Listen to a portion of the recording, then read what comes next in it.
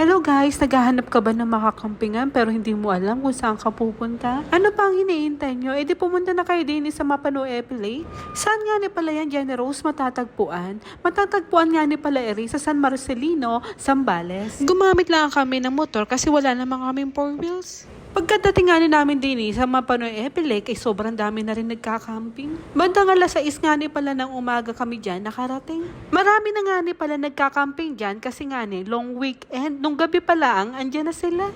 Plano nga ni namin pala mag-camping dyan kaso napagkusunduan na lang namin na magpaabot na lang kami ng umaga kasi nga ni baka maligaw kami. Medyo liblib nga ni yung lugar pero pag nakarating kayo din ay worth it talaga. Sobrang ganda kasi ng tanawin, napaka-fresh pa ng hangin saka malamig pa. Kaya pagkadating nga ni namin dyan ay nanginayang din kami kung bakit hindi kami nag-camping nung gabi pala Ang advice ko nga ni pala sa inyo kung pupunta kayo din ay gumamit na kayo ng 4 wheels. Kita nyo naman na halos 4 wheels ang andyan.